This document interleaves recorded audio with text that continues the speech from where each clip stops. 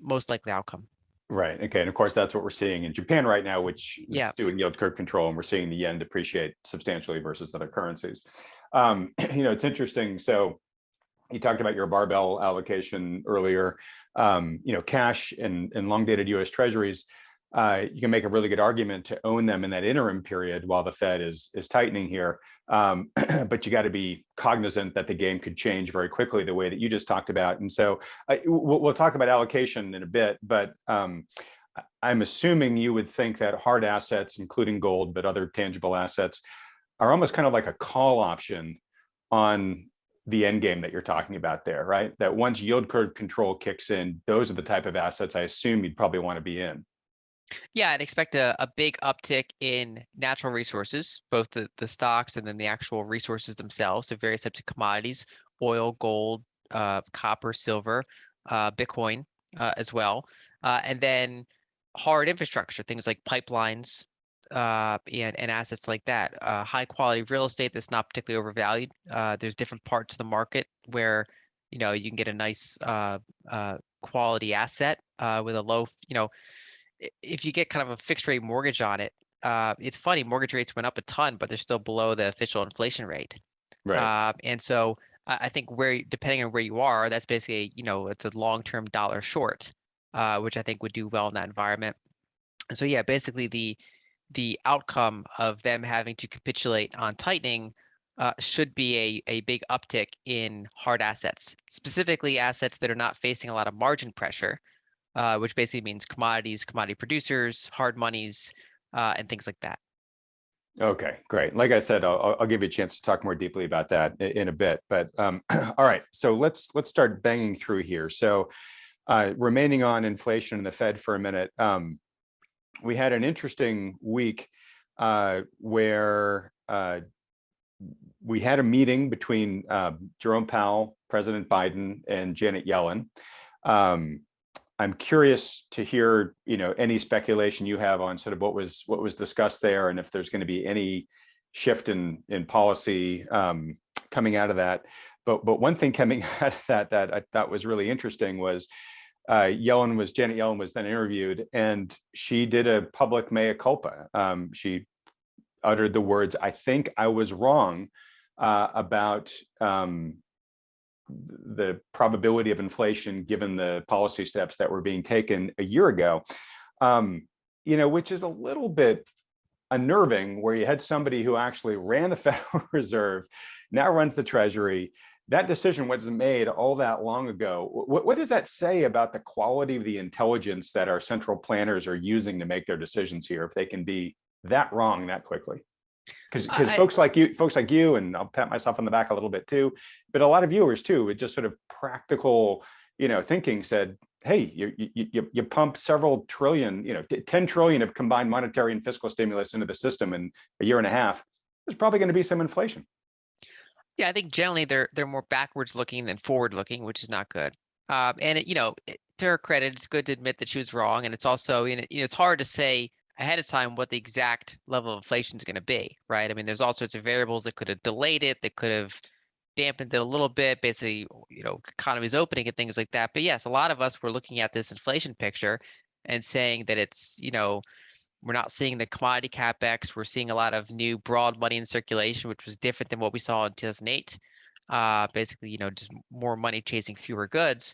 And so, they called the whole inflation transitory thing. They were wrong on that. And I think it shows that we just don't really have the most data-driven people running things. And I think that, we zoom out really far. I think the biggest problem is that controlling the price of money is not a good thing to be doing, but it's just an inherent part of our current system design. But I think that's kind of an inevitable problem that you're going to have, just like, in most industries, price controls are not a good thing. And the problem is that there are a handful of things that if you control the price of them, it can distort everything else. And those would be things like energy and money, right? So those are kind of the master inputs that affect every other price. And so because by controlling the price of money or by controlling the price of energy, that can have a billion ripple effects down the road. And I think that's just the problem we face ourselves in the way that we've structured the system over the past century or so. All right. So it's unfair for me to ask this question to you and ask you to give the brief answer I'm going to ask you to give. But I've asked this to a few recent experts on this program, and I think what I'd like to do is bring you and them on for a longer exploration of this. My question is, at the end of the day, do you think we should have a central bank that is trying to set the price of money, or should we move to a more market-centric solution? You're an engineer. I kind of liken what the Fed and the central planners are doing here is it's a pilot.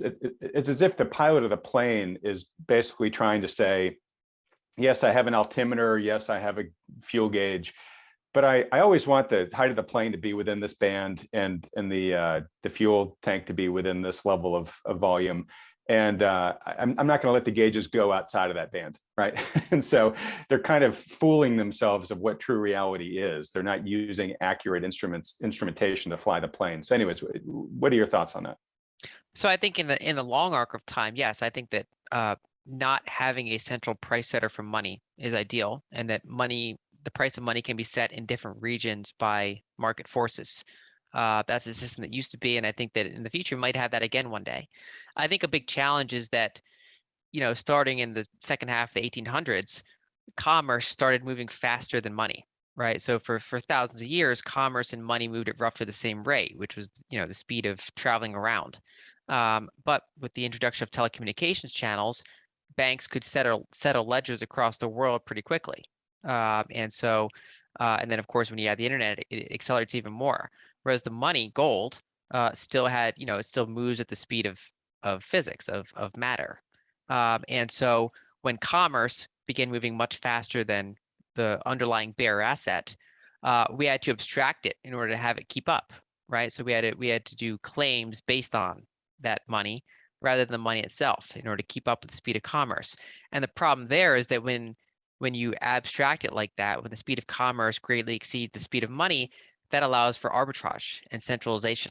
And so I think that that's been really the story of the past, call it 150 years of monetary history, is that policymakers have been able to, arbitrage that difference and make use of the fact that we have a separation between the claims to the money and the underlying money itself. And so I think in some ways it was inevitable to happen. I mean, when we see something happen where, there's 200 countries, which country doesn't have a central bank? Which country has free banking currently? Which country is on a gold standard? It's kind of like once it became possible to do, it happens everywhere. Right. And folks, the answer to Lyn's questions is, I believe, none. Yeah, or at least, no major one that I can think of. Maybe around the margins, there's some little tiny one. But yeah, basically, when you have that large of a sample size and you see it does not happen, there's some degree of inevitability to it, which is unfortunate. And so I think that, after this particular system works itself out, we'll see what happens with the next system. Maybe we can go back to a different type of model that is more decentralized. But I think so.